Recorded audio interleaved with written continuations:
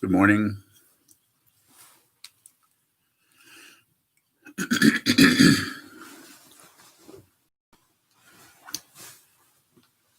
The Dharma talk title for today is tribal. So the clannish kind of aspect of what consciousness does, what the ego mind does in individuals, is to look for something that will support its particular positionality in terms of its self-centeredness. And this is to one who is a practitioner. They're actually working with the deep identity activity of the consciousness that we call, in Yogacara tradition, of course, we call the eight consciousnesses, or the sense consciousnesses, and the thinking process, and that aspect of the mind which grasps at a self, which is called the seventh. Then the eighth, or the storehouse area of the consciousness. Just a way of talking about it. If we knew how it actually was, we probably wouldn't know much more, because it does not show up as relative truth. So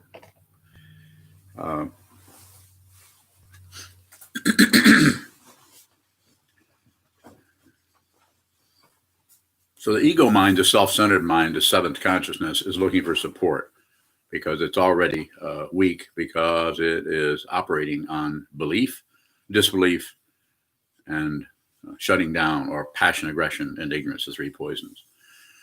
Seems to be necessary to, rather than go in and try to dismantle that with some kind of apparatus that the self-centered mind will also take credit for.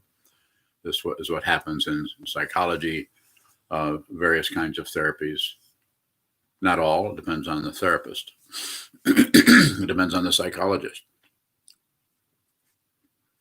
So what I'm endeavoring to address this morning is the way in which we look for, there is some kind of clannishness or some kind of tribalism that strengthens our positionality. And when we have someone who is because of conditions, because of causes and conditions that have been going on for forever, centuries is a understatement. We have people who come and go. We have Mussolini. We have Napoleon. We have the Buddha. Various kinds of identities show up as people, and they have the power, the causes and conditions that arise there with that person give the illusion, even a stronger illusion, of separation. And so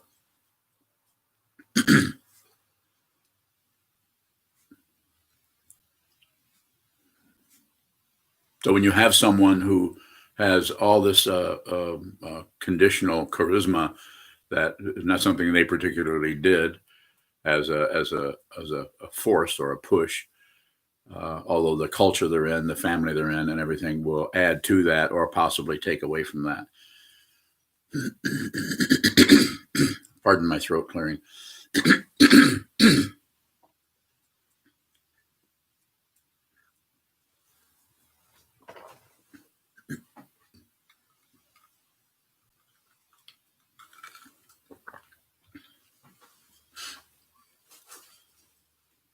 And so when one has no, when I say mind training, you know what I'm saying. I'm talking about deep training of the mind begins, my understanding of it, which is of course limited, but my understanding of it, so that I can bring this up in terms of concepts to bring to you in terms of communication, in terms of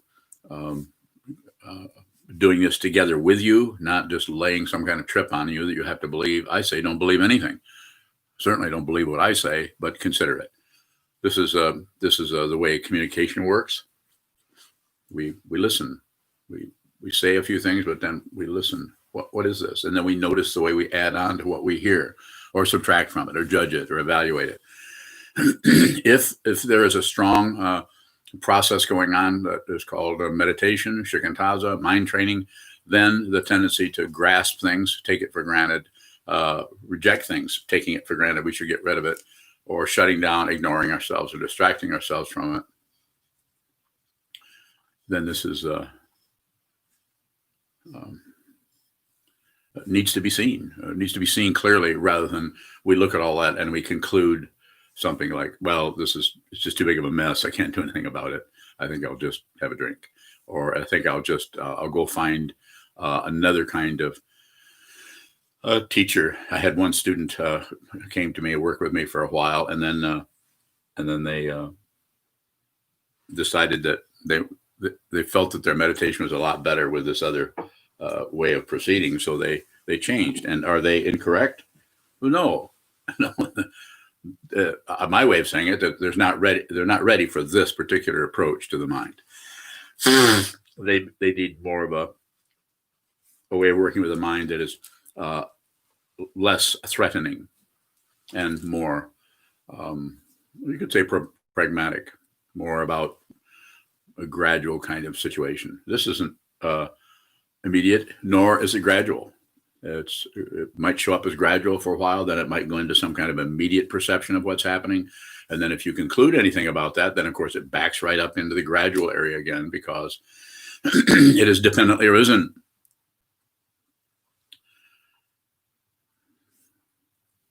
So the clannishness, it's interesting that Trungpa Rinpoche, back in the day, back in the 70s, when he was quite active in creating the Vajradhatu mandala, or community of a few thousand people. He talked about Vajra pride, which I'm not sure if that's a traditional teaching in Tibetan Buddhism or not, but he kind of emphasized aspects of the three poisons that I never did understand. It was not able to talk to him about it. I think it was explained in different places, but some kind of a pride in this, or pride in the understanding that you may have, or the community that you may have, something. So people use that. He even talked about the Mukpo clan. Mukpo is his family name, and this is one of the ways in which he strengthened the Shambhala organization, which has been in difficult straits lately because of the leaders. So I'm not making that right or wrong. I think I feel that he did the best that he could with the karma that he was dealing with, the karma of being trained from the time he was very young, and also having probably a lot of natural insight into the nature of this world and what's happening and how to train minds. So as Sangha, we have kind of a clannishness that is happening, or getting together as a community.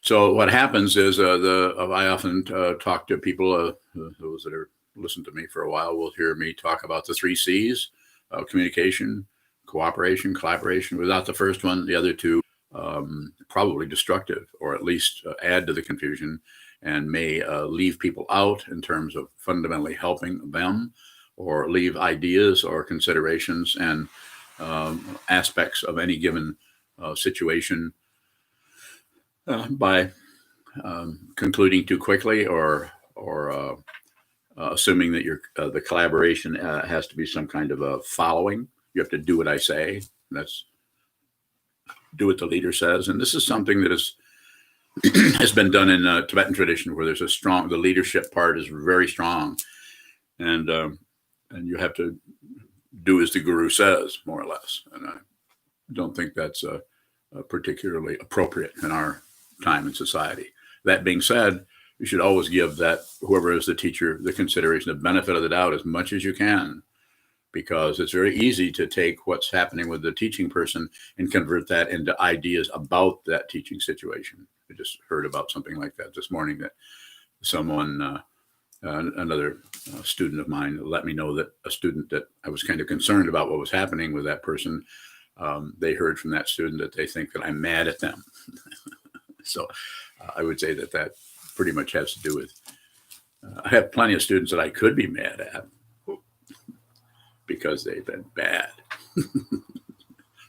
Of course not. I mean, it's I say I try to go respect people's karma. Some people need to go different directions that to me may look like that's interesting. They're doing that, but as far as being right or wrong, I don't even jump to those conclusions with myself, because I have plenty of material here. If I want to go to right and wrong, I've been around a while, and I've been in lots of karmic situations with my own life that are very, very difficult, and areas where I was not doing such a good job at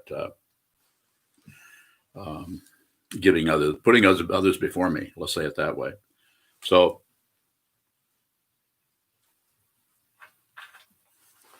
pardon.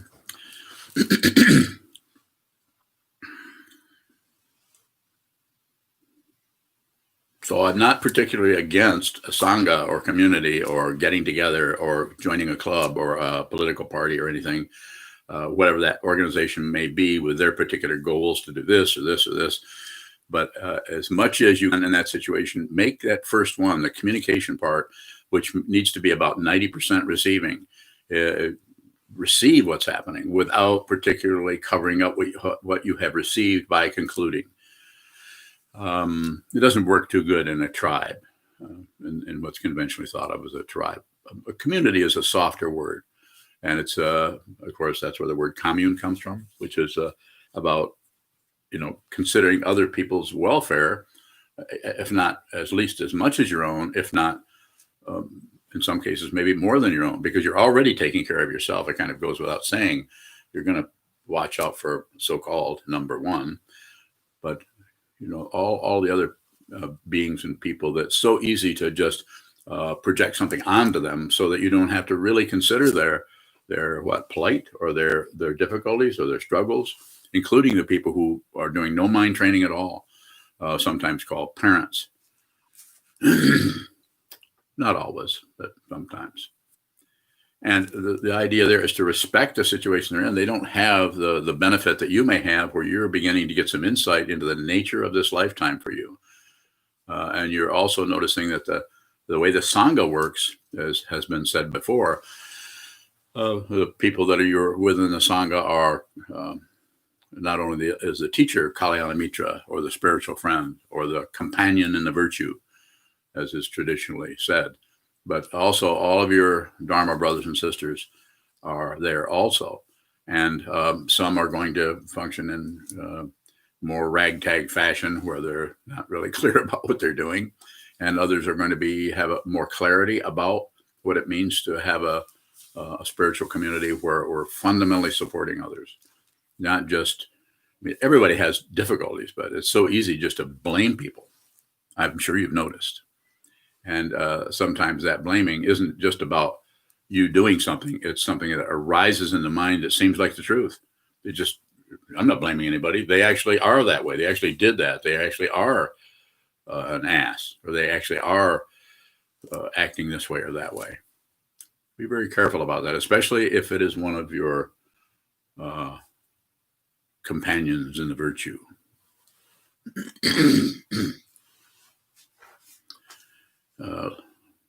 The vast difference between someone who's endeavoring to train their mind and someone who doesn't even understand what that is, and probably because of their karmic causes and conditions that show that they won't even consider that. Their curiosity, the curiosity area of their intelligence is much overlaid by spending a lot of time in the other realms, not the human realm. And it doesn't mean they're not human. It just means that their mental state is more like a grasping, or climbing, more like the jealous god of trying to get somewhere. I got to get somewhere. I got to get ahead. I got to get better. It's all about rewards and avoiding punishment. And I'm not against diplomas. I'm not against graduate degrees or credentials, but the way in which they are sometimes used tends to cover things up. One of the things that happens if you go to someone with a degree, if it's in something like if they're a doctor, we tend to just give them the benefit of the doubt, maybe more than we should. We just believe them.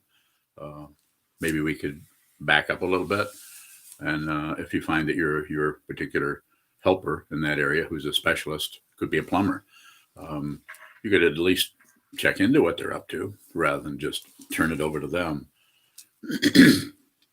So just because it says nutritionist on their certificate on their wall doesn't mean that You should totally ignore what's happening in your own body. It's so very complicated. I'm not just talking about the physical thing, the physical situation, so-called physical body. That's complicated. Here we have a whole incredible technology and everything. And because there's no mind training, we have all this confusion and all this tribalism around medication, what should be done. And it's all about what? Control, wanting power over others. And I'm not here to preach or talk about or promote any kind of political agenda. I think anyone here, I trust what you're looking at, and you may vote this way, you may vote that way. I'm not interested in that. What I'm interested in you doing is train your mind, and don't do anything unless you have to. If you don't have to do it, you should hold off, other than voting, of course. You should vote anyway.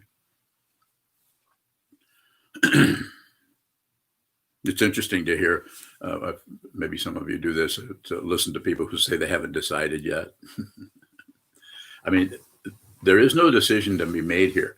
And if you don't understand what I'm saying, I'd be happy to address questions in any of those areas. I'm not saying that you might not feel like you've not decided, but a decision is not exactly what it looks like. A decision empowers the self-centeredness to feel like somebody who's doing something based on what they see over here, see over there, coming to conclusions about things. Yeah, so tribalism, the last thing I'd say about that before I can open up to questions is, again, pardon for this, the clearing, throat clearing.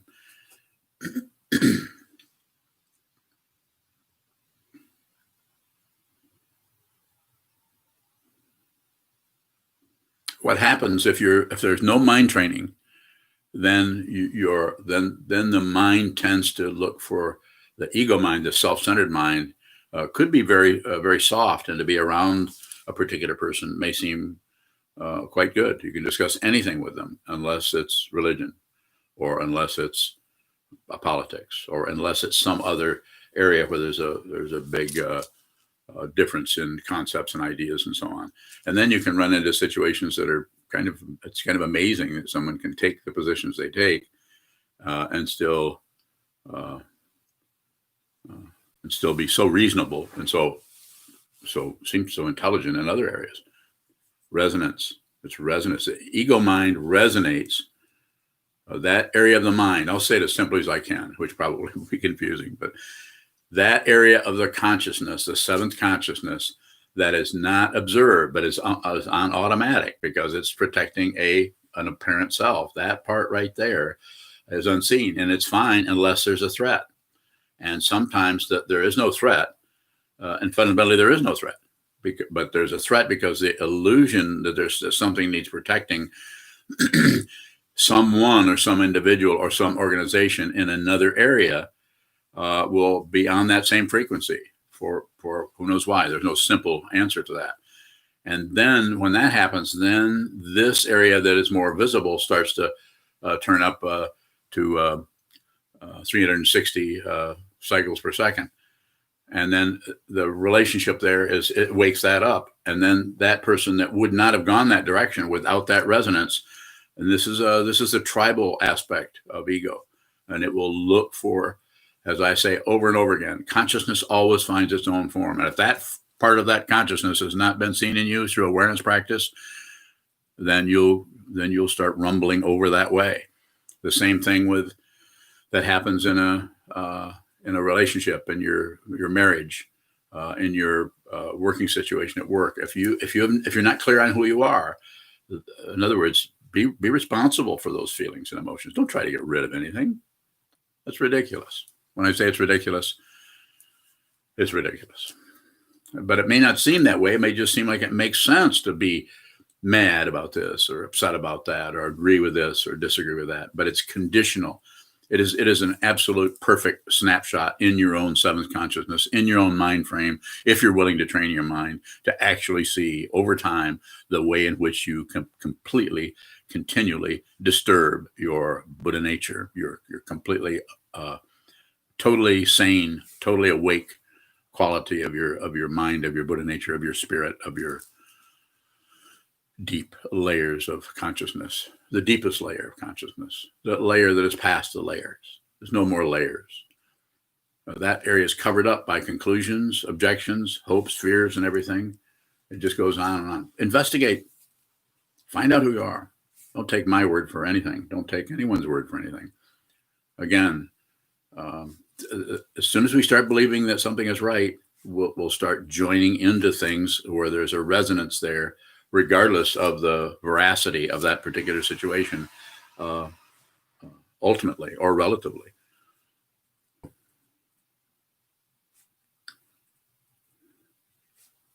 So Darpa. I'll leave you with that Tibetan phrase. I'll take some questions if you have them. Real easy ones are good, but hard ones are welcome too. A really easy one. Good. What's the difference between collaboration and cooperation? Well, collaboration, I don't know what the dictionary says, but collaboration is we've already decided somehow through looking at it, just maybe it's just obvious that we should get together and, I'll bring the hammer, you bring the saw, we're collaborating. But the cooperation might be more filled up with initial communication, like, what kind of saw do we need? Do we even need a saw? What the hell are we building anyway? What is it we're building? Why are we building that? Or, all those kind of more investigation going on in the cooperation. Whereas the collaboration, you've already concluded things. Not that it's incorrect. There need to be some collaborations once some things have come together and there's no space there anymore for any kind of investigation to happen spontaneously or in an appointed way even. Go ahead, please. I guess I'm wondering, with the 3 C's, is there a progression to those 3? Yes, there is, and I would say just stay in the first one until it just spontaneously moves into the next. So, and you've heard me say many times about communication, especially if there's difficulty, is listen 90% of the time, and then talk or express yourself 10%. Chisho, go ahead. Keshabai, right at the beginning, you started talking about causes and conditions. And could you explain, when it comes to tribal ego, the difference between causes and conditions that creates a tribal ego? So I can say a few words about it. I would say that the tribal ego allows us to not be responsible individually. So we just cave into the tribe, and then we get our fulfillment feeling, our accomplishment feeling, from what either the leader or the leaders or the particular propaganda or the manifesto that is arising in that community or that situation. So then we reinforce, then our self-centered mind will get nurtured by that feeling of belonging. The strongest dose of it I ever had was when I was in the Marine Corps. I mean, it is intense. And that's because they need to control a lot of, wild teenagers and get them to kill people. And so they give them uniforms, they give them medals, and they first they even tell you in the Marine Corps, we're gonna beat you down until you're lower than whale shit in the bottom of the ocean. And then when we turn around and then we'll rise you up as a Marine. And then they have what is called esprit de corps, which is stolen from the French. And I'm probably not even saying it right. How would you say that, Mayun?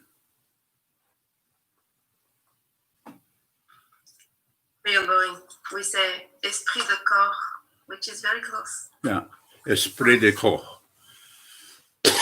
So anyway, which is the spirit of a unit. And so core, of course, is a ko is body, and spirit, the spirit of unit or a body. So it's a misuse of the whole thing, really, to get people to collaborate before there's much communication, and to collaborate before there's any cooperation. It's just, you just have to do it. It's some see beyond that, probably something like control. How's that? Somebody wants to control something else. And of course, the propaganda behind that is, well, we have to do that. We have to protect our country. This is where the whole idea of nationalism comes from.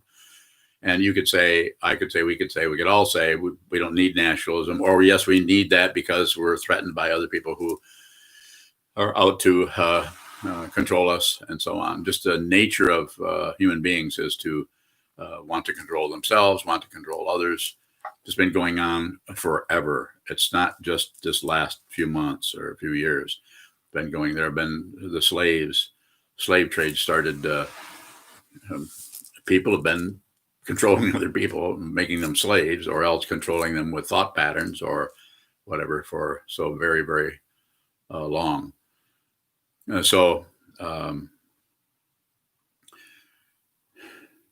The thing about the spiritual path, if it's a true spiritual path, which is about liberation, fundamental liberation of the confines of passion, aggression, ignorance, it's going to take some work. And it seems that the model of that for us is the awakened person, or the person who seems to know a little more than you do about it, the teacher, and the teaching, what is being taught, and the community that gets together and creates a kind of a microcosm. And it's another kind of it could be a kind of tribalism, or a kind of a clannishness. But I think the word community works a little bit better, since it's some kind of communal communication, cooperation, collaboration. So we look at everyone's. This is why we don't, in our situation, nobody votes. Also, I don't run things. But if there needs to be some kind of somebody needs to say what this is, then I'll do that. And I'll do it without hesitation. I don't hesitate. That being said, I also don't particularly want to set myself up as the person who knows which way like a captain of a ship, so to speak. It's not exactly a ship. It's more like a raft, and rafts don't have a point on them, at least the ones I built. So more about that, Chisho? Chisho, yeah, I was just trying to probably nuance the separation or difference between causes, the causes which are and whereas some conditions seem to exist to create a fruit out of those causes. So I was just wondering about that conditions. Where are they? I mean, meaning who creates those conditions? No, how are the conditions created for cause to become a effect? Yeah, they're dependently arisen, and then because we want to control, we want the territory, and we believe there's somebody who wants something else because of our identity with the body-mind situation is so intense, even though the bodies come and go, and who we are doesn't go anywhere, except we suddenly or gradually see that we're then we're embodied, and then we're disembodied, and then we're embodied, then we're disembodied, coming and going, coming and going.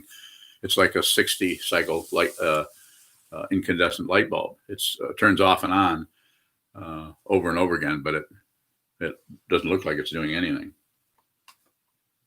So it's just about, those are untraceable. Those are, because they are described relatively, and we're using language which is extremely relative. It looks like we could figure that out. This is what C.G. Jung and Alfred Adler and Sigmund Freud and all the psychologists that have come along since then that are extremely erudite and to use the fancy word, fancy pants, because they were, you could say, blessed or cursed with a really powerful intellect. When they go to school, they find out that they seem to shine beyond everybody else because they're so incredibly smart. And they can just manipulate concepts. So why would they invest? Why would they look at their mind? All they have to do is outsmart everybody because they're smart.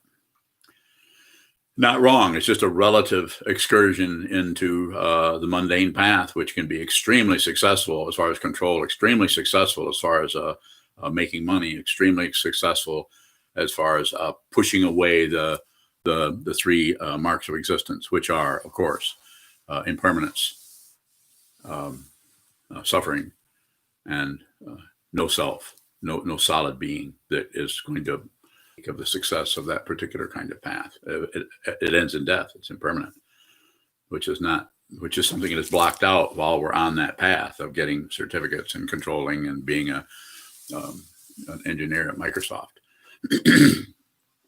Not wrong. It's just that you could also train your mind when you're doing that. So what you're asking about, Chisho, is it's there, and it's those conditions are there. But as far as tracing them, it's like you might as well get a canoe and start paddling up the Amazon, and then take your choice. Which tributary do you think has got the gold at the other end, or the solution, or the idea, or the fundamental cause? You can't find fundamental cause. There's no source for anything. And the other way of saying that is everything is dependently arisen. So then you could say again, well, what things are arising to form this illusion of interdependency? And then I would say they're all the same, and they're all different. The equality of sameness and different. That's why it's so difficult to do that, because the actual, and I'll say this a little bit differently than maybe you understand, the actual tributary turns into the banks that hold the tributary. The actual banks that hold the tributary turn into the air around the banks that provide a space for the banks to occur. So where do you want to start investigating at? I mean, it looks like the illusion I sometimes use. It looks like anytime you start to study something, and it always looks like there's a conclusion. It looks like the railroad tracks come together, but they never do. And if you walk down the railroad tracks, you just see that way down there. It looks like they come together, but of course they don't. There are no conclusions. There's just this, which has the appearance of being separate, and yet is not. Go ahead, Teresa. Teresa Ballin, thank you. What are beneficial ways for a person that has been in a situation of being, unjustly, oppressive situations? What are beneficial ways for them to work with their stuckness of bitterness and resentment? Yeah, just include them. Don't try to get away from them. Use those. I'll say it in a more. I'll elaborate on that more. If you're studying this path, then use those to help others, because you know what it's like to deal with that. Then you can extend that to others. That doesn't mean you ever have to tell anyone about your autobiography. You never have to say I've done that too, or I've had that happen too. Because if we did that, anytime anybody came to me with an issue, I'd say, well, let me tell you about how my mother treated me, or how my dad treated me. Just stop giving out autobiography, and start with stop talking to yourself about it. So when I say that might be a little bit difficult to do just to stop, but you might watch how much you keep talking to yourself about that, because of the emotion or the feeling of the grasping or the tension may still be arising, maybe still be triggered, because it has not been seen thoroughly. It's been either been pushed down by ignoring it, or it's been ignored through grasping at it or explaining it, or running around in circles about how it shouldn't have happened. Why did this happen to me? And using that to going around, or just feeling out and out angry about it and just pissed off, and just decide to just hell with it. I'll go meditate for a while, and then noticing that meditation is not getting rid of that. There's nothing to get rid of. The very things that happen to you are not personal. They're causes, and it's not personal, but the feeling of a personality is very, very intensely feels like there is someone, and the personality, the ego, since it wants to survive, will continue to refer to what a shitty deal it got. Kind of a self-pity kind of thing that I talked about a few days ago. And I would say, use that. Be the very thing you're trying to get rid of. so that you can begin to see that it is unreal. And what happens is before it disappears in its unreality, which it may not go anywhere. It may stay there for forever, so to speak. But what is seeing the part of that, that's the actual culprit there. When I say that, I'm just saying that is unreal. That is a creation of passion, aggression, ignorance to shrink into a self that needs to defend, or a self that doesn't deserve that, or here this comes again. This is starting to happen again. Why can't I get rid of these feelings? To try to talk yourself out of it. Like some people say, well, that happened a long time ago, just drop it. I'm not saying there aren't times when that approach wouldn't be fine, but when it's just a biting at your butt all the time, you just can't get rid of that intense feeling of what a raw deal you got and how bad you were treated and how mean people were to you. So they were trying to get rid of their negative feelings by dumping that. We often do that. If we feel really bad, we'll just blame somebody, blame anything. Blame something else. And it's not about, as I talk about, it's not about stopping that. It's just about, just let that be what it is.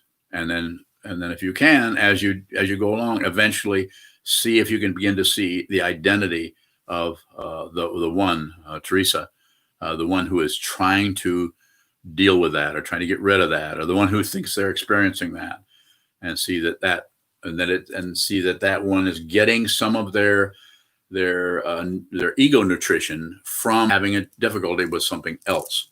It's duality that needs to be addressed directly. How do you do that? Watch what moves. Sit down, hold still, and watch the movement. And how Jen does this, or how Sokuzan does this, or Mayun does this is going to be different than the way you do this, because your particular causes and conditions, your karma is unique. And it's so unique that it actually feels like there is someone there. You have your personality, you have your history, you have your biography, your autobiography that's totally different, but yet resonates. This is what happens with a tribal kind of ego. Is if you find somebody else that had something similar, then what's the fancy C word that I never mentioned? Commiserate. We talk about this and how, oh yeah, that happened to me. Yeah, oh yeah, I got that. Yeah. Oh, you should have met my dad. You think your dad was bad. How many times have you said something?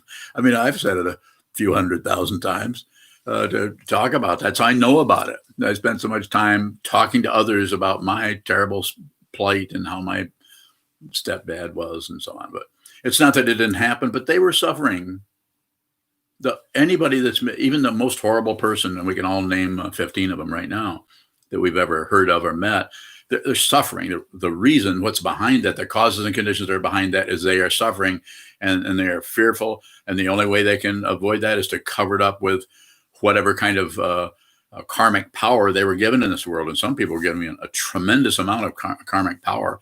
Doesn't mean it's not about good and bad, right and wrong. That's the misunderstanding that Buddhism fundamentally addresses. It says dependently risen. The Buddha said, came right in and just knocked out sacred and profane, kicked it right out of the proverbial ballpark. It's not that they aren't there, but find out what is true. Find out relative truth. We already kind of know that, but study the relative truth, study that, and eventually see the ultimate truth, which is there isn't anything else but you. And it's not an identity you. It's not a tribal you. It's just this. And so therefore, the communication, the cooperation, the collaboration just happens spontaneously. You don't even have to communicate. You don't even have to cooperate. You don't have to collaborate. It just happens. You actually see that you can't help but be kind to others. You can't help but meet people where they're at. You just can't help it. And at the same time, you're still the same old causes and conditions like Teresa that may be happening with you, the same emotions or reactions. They may still be coming in and going, but as I say over and over again, but they can't find someone to go on stage with it. They're kind of off stage and says, yeah, I've seen this part before, but you're going to have to find somebody else to act this out. I'm not doing it. And I'm using a little story here to talk about it so that so you can see that you can see that the story comes up. But, I say sometimes don't hook up your vocal cords, and certainly don't hook up any other muscles. Just don't do anything with it. Don't ignore it. In other words, feel the intensity, feel the raw feeling of that thing that happened so many years ago. and even the history of it. Just don't add on to it that it's true or untrue. Don't tell yourself it's untrue or it's unreal. No lectures. There's some questions in the chat line on. And nice show from Travis has a question. Nice show. Go ahead. I'll go with her first. She asks, is resonance what brings Sangha together? Yes. Yeah, it certainly is. We have, if you're here and you're listening to this, we have a connection. Just another way of saying it. And how that shows up, I don't know. I feel connected with everyone. It doesn't mean that you guys aren't special. Of course you are. But I'm saying my connection is anybody I meet, I'm connected with. And when I say connected, I feel like if they turn to me as a Dharma teacher, that's why I'm still alive. If they turn to me for help, I will meet them where they're at as much as I can. And so, yeah, there's a resonance. We resonate, just like when a nice show, when you and I, the first time you and I met, it was been a while back, a year ago or whenever it was, I immediately recognized you. And doesn't mean that there was some kind of, rockets went off and there was some kind of fireworks in my mind. It was kind of more like, yeah, I know her. I met her before. I sense your energy, magical feeling, but it's very definite. It's like a fragrance, or it's like a quality. When you meet someone totally new, the quality of their presence is extremely powerful, especially if you've just spent most of your life training your mind to see what this is. When there's less and less of this, there's more and more of that. That doesn't mean there's still a duality going. A duality doesn't have to go away. We just see that it is, at the same time, it is very specific and very has definite qualities. It's unreal. It's unreal. It is like a magic show, a bubble. And what's the other one that they say in the Heart Sutra or the Diamond Sutra? Flash of lightning. So, more? Nice show.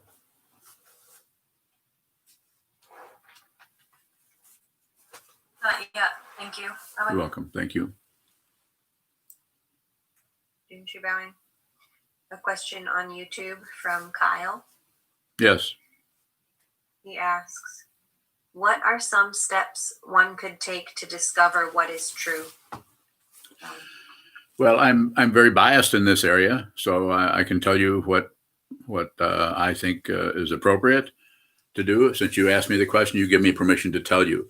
I would say, find a teacher, find a teaching, find a community, and don't settle. If there's something fishy about the whole situation, get out of there. And it doesn't have to be in that order. It might be stumbling into a community first. And you would look at what the teaching is, what the people are, and then you might see if there's some kind of a guide or mentor or teacher or guru, if you need that kind of intense image. And the true teacher is going to function whatever you need, the teacher will manifest. A true teacher is there's no longer an entity that needs something else. That true teacher doesn't even need students. There are many true teachers. There are probably true teachers, more than likely, all over who don't show up in that way. And there are teachers on the tops of mountains in China that have been showing up there for centuries.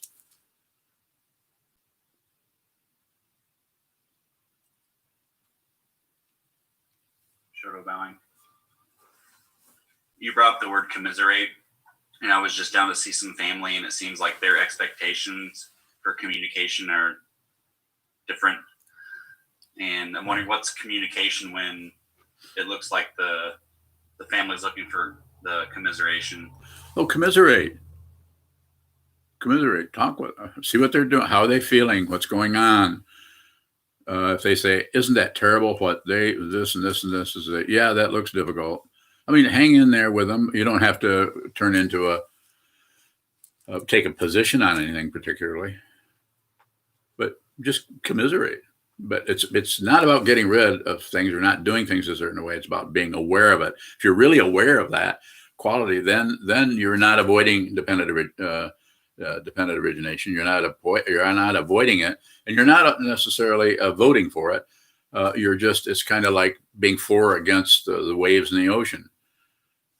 You know, the ocean or the water might be quite serene, or it might be churning up because of the wind, because you see that wind. I don't think, is there any kind of a wave factory out in the middle of the Atlantic somewhere that makes that, or is that actual wind that does that?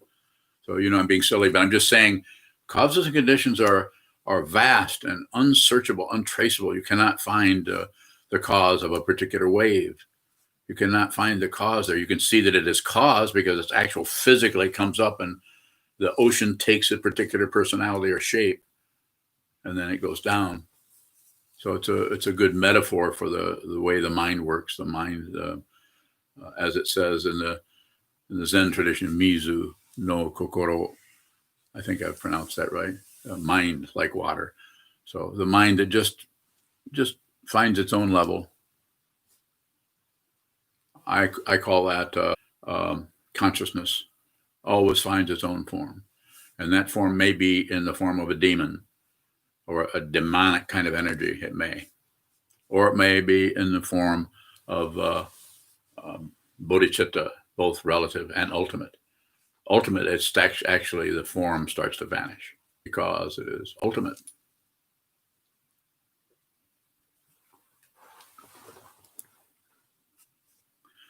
You know, Kurt, that the way you're sitting there, it looks like there's horns coming out of the top of your head.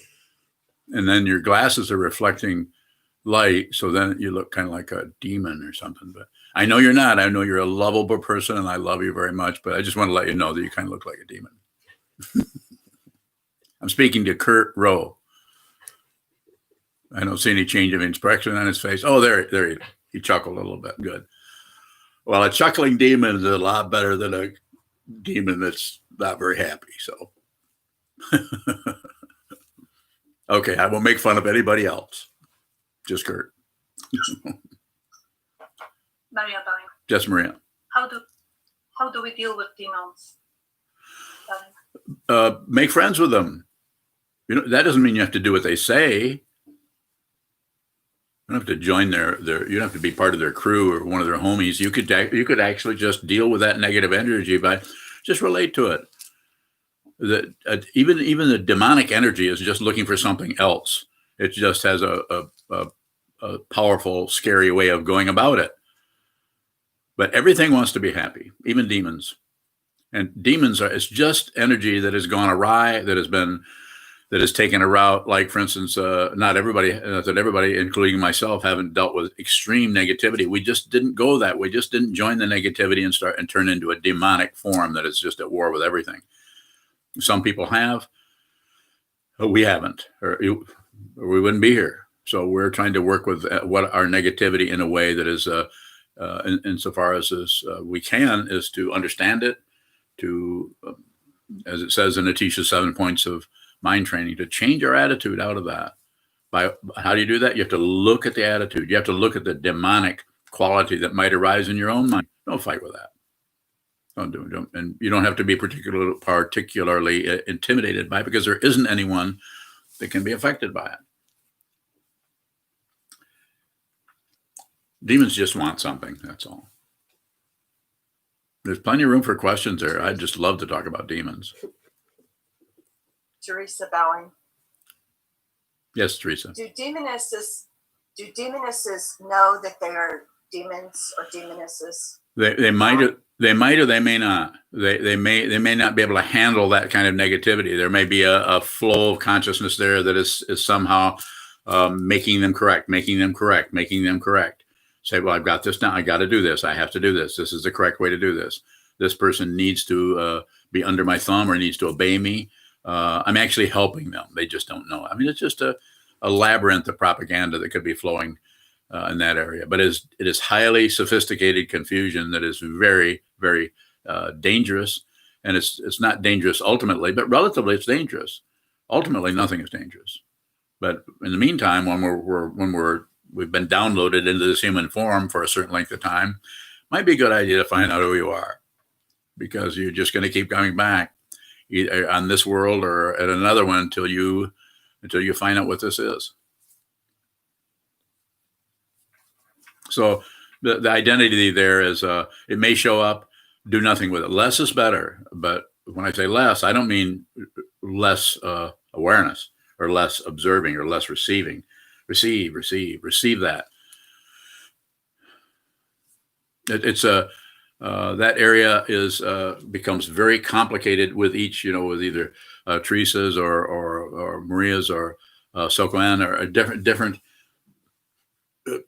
people have different ways of working with that, and some people would just call it negativity, or some people would actually, it works better to call it a demon or a demoness. And I would say whatever you need to use, but communicate there. That's the important thing. Communicate. You can talk to yourself. If you need permission, I give you permission. There isn't anyone anyway. It looks like there's a two-ness happening. Schizophrenia is a misunderstanding. When I say it's a misunderstanding, it's not a misunderstanding to see that or give that a name or be a scientist or a psychologist. Of course it is. But the way that is addressed is what is problematic from my point of view. Just an opinion of a Dharma teacher, not a medical diagnosis. I don't give those. And when I do, I charge a bunch of money. Maria Bank. Is everything which is negative, which is negativity, is of demonic qualities? I think I just use the word demon or demonic because it's a good kind of a personalized negativity, like the devil or some energy that goes in that direction, that takes on that kind of a form. I wouldn't say not everything. Nothing is always the case.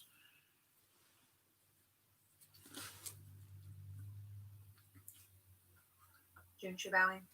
Another question from Kyle. Mm-hmm.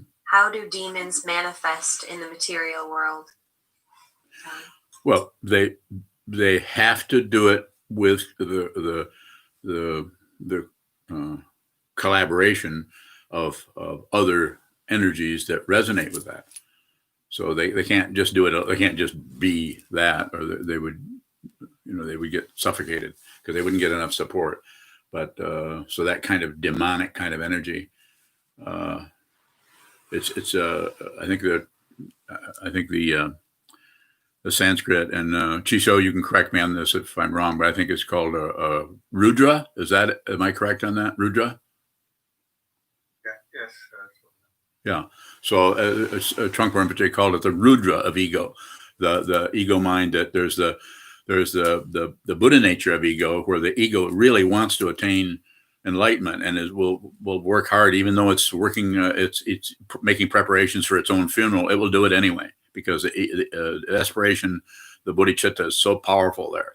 So even though a person is very narcissistic and wound up in themselves, there's some aspect of that consciousness, and that especially starts to vibrate almost in a tribal manner when they meet the Satguru or the true teacher or the Dharma teacher, or just a mentor that seems to really understand them and seems to be able to help them. So that shows up so many different ways.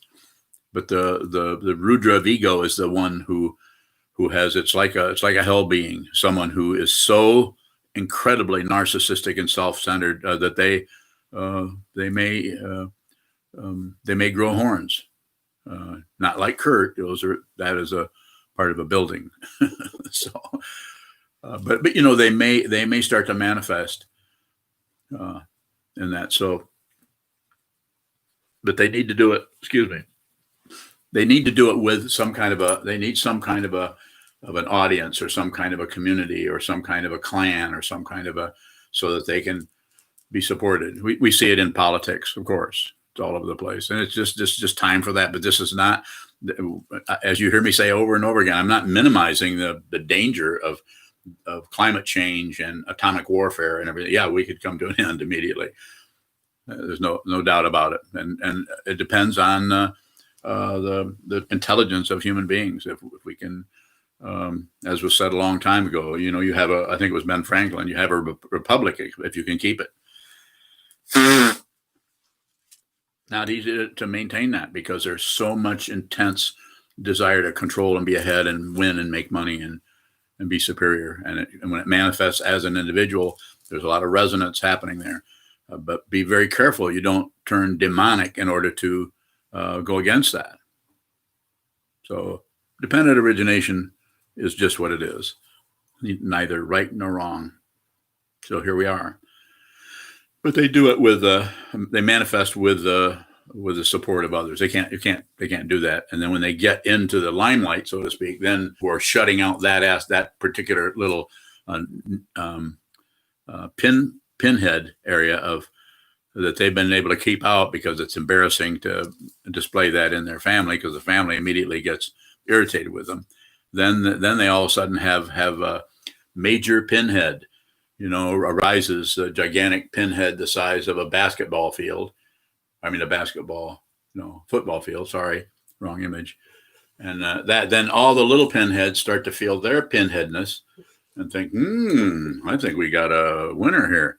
Let's go that direction. Don't misunderstand me. I'm not mocking anybody. I'm just saying that if you're not fundamentally concerned about the welfare of everyone, and you're grasping at one team or one side, it doesn't mean you shouldn't vote. Don't misunderstand what I'm saying.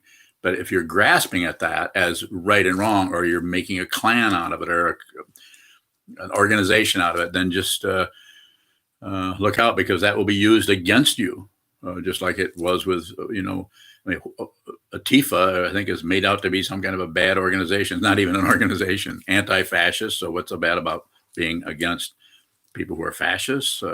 It's an odd thing. It's so very confusing. But if I begin to tell lie after lie after lie after lie after lie after lie, I'm not saying I won't have an audience, but it won't be you guys. But eventually those things, there's no, you've totally destroyed any kind of a communication situation. So the communication area has been destroyed. And what is left? Collaboration. And so then you start collaborating with, something that look roll. And Kurt, the only reason you show up so prominently there, and as I said, I love you very much. I know you're not a demon. I know you're a very nice person. I love you. And so, but I'm just saying that you're in the center. You're the very central figure, and here, and I think like that. But I like this better. That looks good. Demons don't usually do that. That's actually a holy mudra. Yes. When you're bowing. So no. you have said previously that don't believe a word I say. I do. Everything I say is a lie. So how is that different from what you just said, that if I lie, you won't listen to me? Well, when I say that, I'm just saying everything I say is a lie. I'm saying that it's not crisp. You can't say the truth. I'm pointing at what I point at, or I endeavor to point at, is the ultimate situation. So therefore, it looks to me like I can't say it. You see what I go through before I give a Dharma talk. What am I going to do? I don't know what to say. What should I say? Without you guys, I wouldn't do anything. So you need to ask questions. When you're bowing. Yeah. Follow up to that then. Go ahead. So how can we use what you're saying here, because we live in a relative world? How can we apply that to the intent? Don't apply anything. Listen. As I say, when people come to book studies and they run into Dan Lusthouse, or they run into Bill Waldron or something like that, I say, study it anyway. This is not about, nobody gets a degree. If the book study classes are facilitated in the way that I talk about it, which I hope they are, I don't check in on things, but you never really know who. It looks like some people know more than others, but it's not true. It looks like some people are extremely good intellectually and are able to talk, use those concepts that come up and talk about them in such a way they can remember stuff. And, and some of them even speak Sanskrit. So you can be kind of intimidated if you're studying with somebody that's studying and as we know, Chisho is not particularly an intimidating fellow. And he's a very easy person to relate to. And And I also love Chisho. I love everybody here, just to not make any enemies here if I can help it. But it's about studying. It's not about understanding. You will understand, but it needs to be. This way everybody gets the same kind of respect, because to come into this kind of a study, like the 30 verses of Vasubandhu, or into Bill Waldron's Buddhist Unconscious, or Dan Lusthouse, or even some of Red Pine's, the Lankavatara Sutra, whether it's by Suzuki, D.T. Suzuki, or the translation by Red Pine, they're still very challenging because they're using conceptual mind to talk about the nature of reality. And the nature of reality, on one hand, is simple, I can tell you, not separate. But you have to realize that. If you do it with concepts, I mean, it's 1,500 stair steps, all starting in different places, but they all end the same place. And where is that? No concepts. The concepts fall away like stair steps. I'm not saying you're going to float away, but I'm saying study it anyway. Study anyway. So when I say don't believe a word I say, I'm just saying that what I'm saying, you can consider it, but that way you get to look into the nature of that yourself. And everyone here when I look at people here, and I remember last time I talked to you, any one of you is a different, everyone is in a different kind of vibration or a different kind of dynamic. They're working with a different set of issues and problems. Some people have the kind of negativity that Teresa was talking about, and some people have their negativity, which is just as strong, but it's not that kind. It's another, operates in a different emphasis. Yes. It's just the word you said, don't apply. So what are you telling us, that in this time of intense polarity in our political, our national scene, our world scene, what can we see as true? Bowing.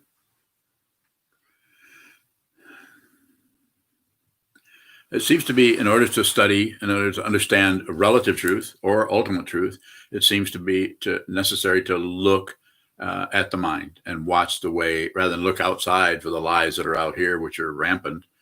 All you have to do is just, like we did, drive from here to the store in the north and drive by all these political positions and stories and people preaching to each other on the highway. It's very confusing, and it's not particularly helpful, and it doesn't make you feel physically very safe, especially in Berry County.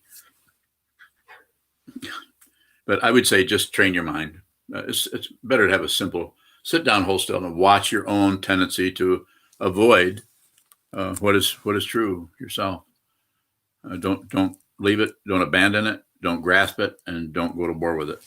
And so Kyle has another question here. I see, how could I avoid spiritual snobbery?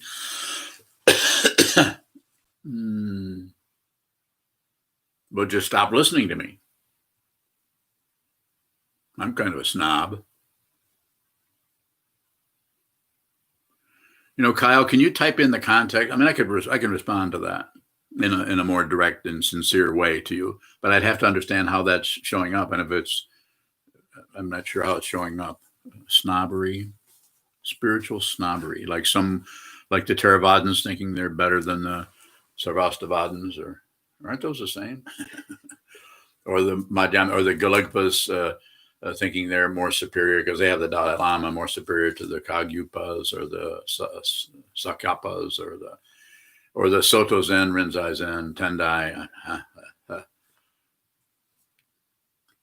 You can avoid it by just don't go there. I mean, you can be polite, but just don't go there. Don't correct them. Notice the snobbery. Whatever you notice, and you're calling snobbery, where you could start is remove the label snobbery and see what's underneath that, because probably you're going to find fear. If you're able to see into that, people who have any kind of negative thing that's coming out of them, like snobbery or unfriendliness or judgment, any of that, usually the cover up there is they're terrified. Some of our leaders today are just absolutely terrified. They don't know it, because that kind of cover up works relatively. It works for 3 months, 3 years. Well, in this case, 4 years.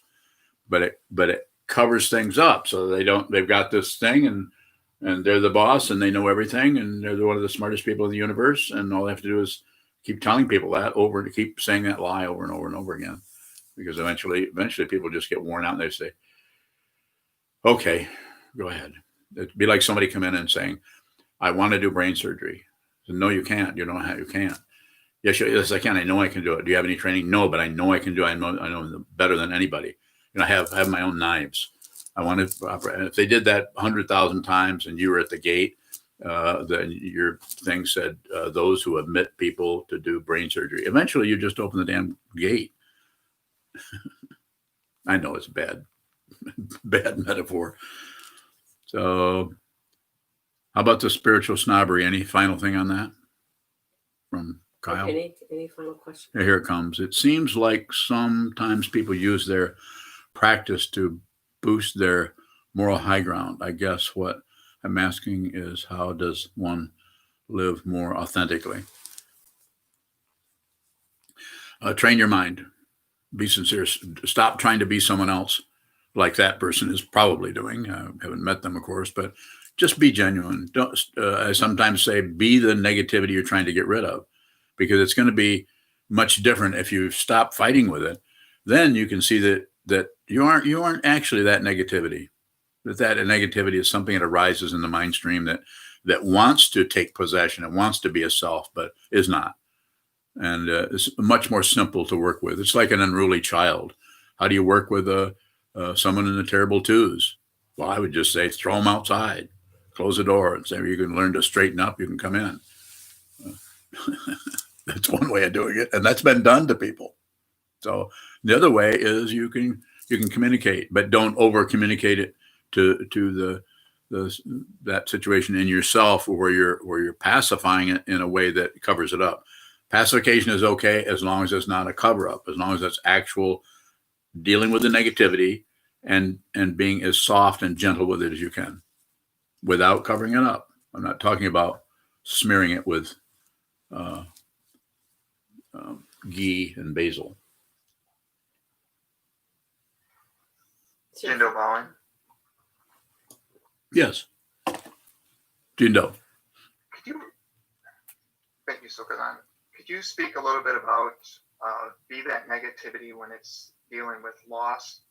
For example, loss of relationship, something that you might want to hold on to, and that holding on to might actually be negativity itself. Yeah. So I think difficult to elaborate too much on that, but I would say, insofar as you can, just watch the negativity without pushing it away. Watch the negativity without abandoning the feeling of negativity for who did it, who caused it, who including yourself, giving yourself a hard time, giving your own consciousness or your own ego a hard time for screwing it up or being a bad boss or a bad person in a relationship or whatever it may be. Add nothing. Do no math at all. Be with the leading edge or the raw edge of the feeling, the texture of the feeling. Like these fingers have space. They're like the naps in a piece of carpeting. There's space between those. That space is your wisdom. That is your wisdom. And what arises in it are the obstructions. That's relative truth, absolute truth, simply put, but very difficult to understand and very time consuming because the labyrinth of the samsara is a net. It's sometimes called Indra's net, because it's so very astonishingly confusing. So, and that confusion is manifesting in your mind. It's the downside of how we're extremely intelligent, but the downside of that is we kind of add on to that aspect of the mind that thinks there's someone who is intelligent. So then we take a position, and then we are the bad guy who failed, or the good guy who's winning, or why don't they understand me, or I'm doing my best, or all the different things. And I would say, keep it very simple. Just receive. Receive. Sit down, face the wall. Just receive. Whatever arises, receive it. Whatever goes away, watch it leave. If it comes back, welcome it back. I'm not by saying anything, but just by your attitude. When it comes back in, it's just like the wind. The wind goes this way, it goes that way. Sometimes it goes away altogether. Then it comes rushing back. Nothing personal. But the feeling of something being personal there is the illusion. The feeling that we're taking something personally. That's the illusory quality. But what you've just described is just dependent origination that is completely infiltrated. You could even say contaminated by the agenda of the self-centeredness who wants something else. Passion. I want that. And now it's gone away. And I could have kept it if I had done this, if I done that. I could have kept. No, you couldn't. Or you could have, relatively could, but you didn't. And so, and why didn't you?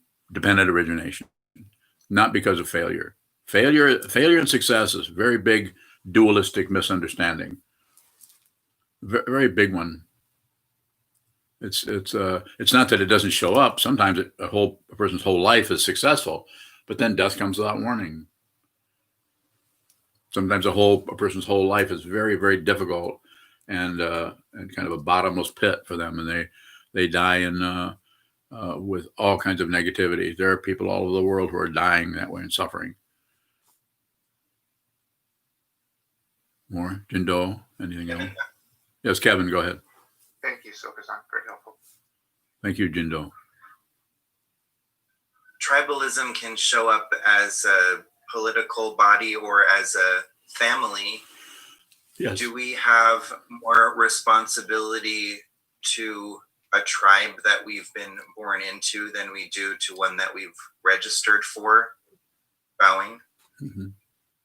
I understand your question, but I think that it's that if you can do that with your awareness rather than your analytical thinking process, evaluation, coming to conclusions, and this means more, there's more weight here, and I need to weigh this. I think if you just look at it as it is, then the very confusion between the two things as being kind of choices or some kind of deciding you might need to go more this way or tip the scales more this way or that way. I would think that if you just look at it, that what you need to know will show up. It may not give you the feeling of, finally I got this figured out. I know how to do this now. You'll never know how to do it. And the feeling you don't know how to do it is the wisdom.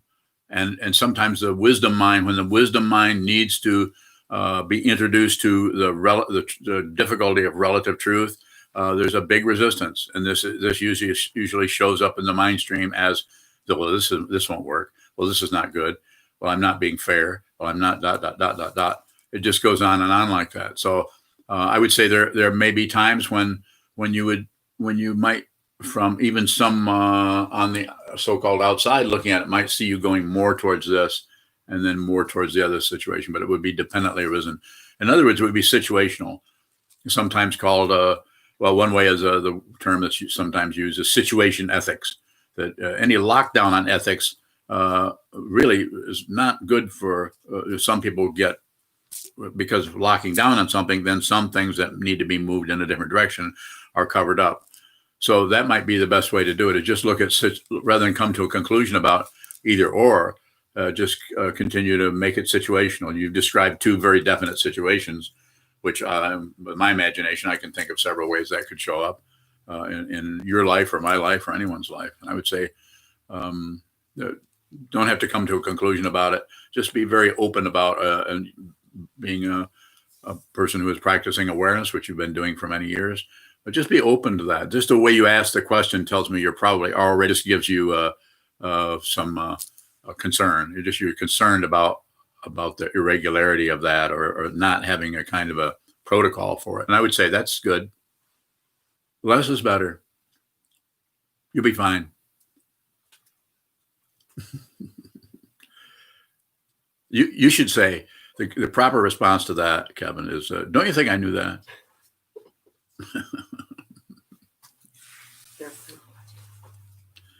I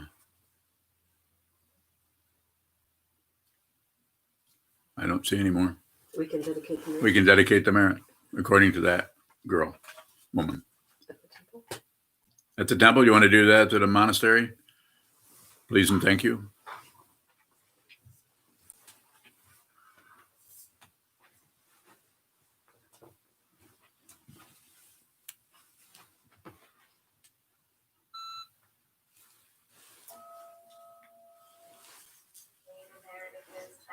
into all places so that we and every sentient being together can realize the Buddha's way. Ji ho san shi shi ku shi son bu sa mo ko sa mo ko ja mo ro ni. The 10 directions, the 3 worlds, all Buddhas, all venerable ones, Bodhisattvas, Mahasattvas, the great Prajna, Paramita.